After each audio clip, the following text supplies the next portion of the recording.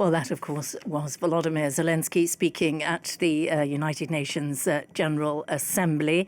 I'm joined on set now by France 24's foreign affairs analyst, Kethevane Gorjestani. Hi, Kethevane. Hello. That was quite a speech, very, very wide-ranging.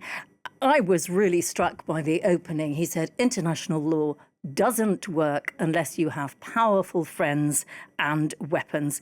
It's not nice, but that's the reality, something along those lines. He didn't really pull his punches at all. What did you make of all this?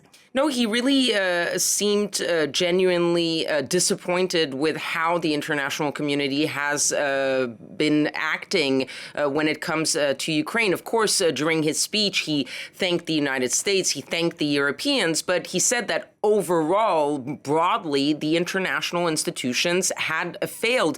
And he didn't only use Ukraine, his own example, to make that point. And that was, I think, very clever. It wasn't just about Ukraine, he said. He said that that was clear in Sudan, in Gaza, in Ukraine. And he also mentioned Syria, where he said that even with all the changes they've made, they still have to ask and wait for help, for lifting of sanctions.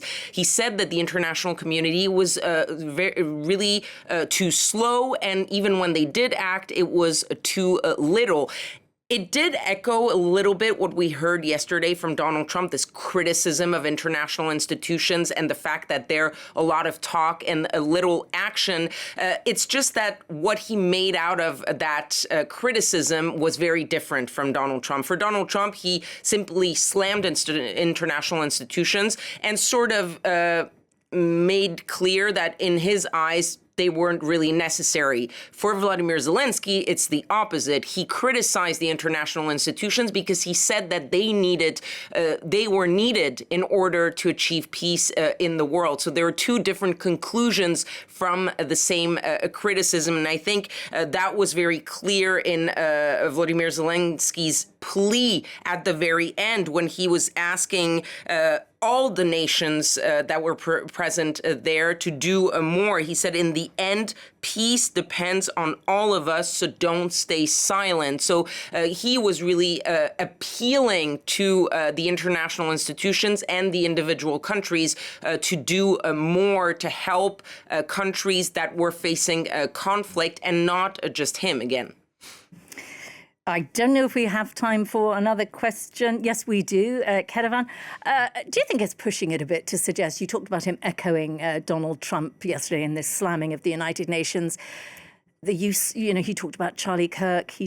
I've just been talking to Wassim Nasser, who's been talking about how very important to the United States this relationship with Syria is, and to give Syria a chance to establish itself for all manner of reasons.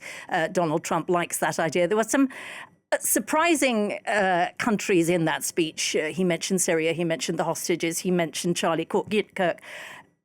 Zelensky has never gone anywhere near Gaza or the hostages because there is an unspoken understanding that neither of those two leaders mention each other's conflicts. Is it stretching it, do you think, to think that his conversation with Trump yesterday, Trump asked him to sprinkle a few things in and all?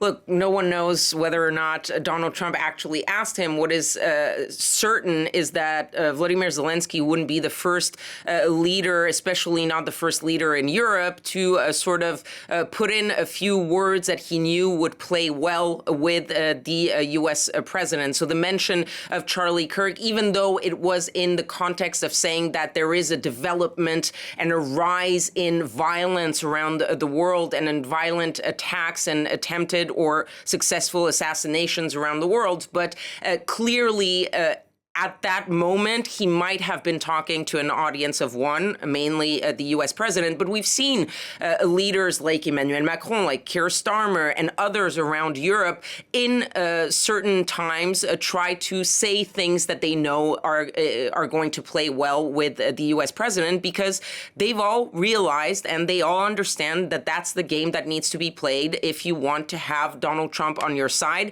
And there's no one right now in Europe that needs Donald Trump on on his side more than Volodymyr Zelensky, and he's not about to let go of what he's won over the past less than 24 hours, which is that U-turn that we were talking about earlier on the fact that Donald Trump seems to have sort of said now that Ukraine can win back all of its land and all of that. So there was a shift in tone from Donald Trump, and we heard Volodymyr Zelensky again thanking the United States, thanking the Europeans for their help. And so clearly, he was trying to sort of help out that sort of rhetoric of Donald Trump. But I think that he also, in a way, believes what he said, because there was a lot of that speech that was about the development of violence, of weapons all around the world, and that this sort of rush and race, weapons race across the globe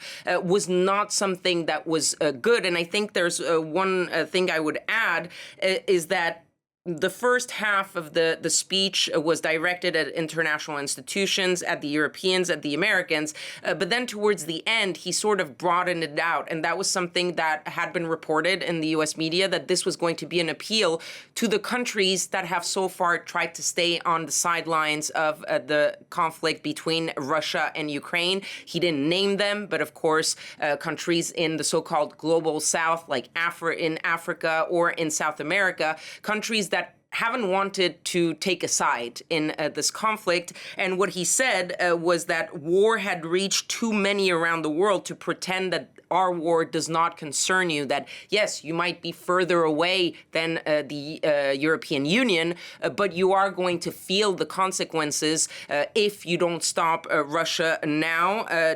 That's what he said when he enumerated that list. He said that stopping Putin now is cheaper than protecting your country later on. And that was a message that was not meant for the Europeans. They know that that's what they've been saying for a long time. That was a message for other countries that are further away.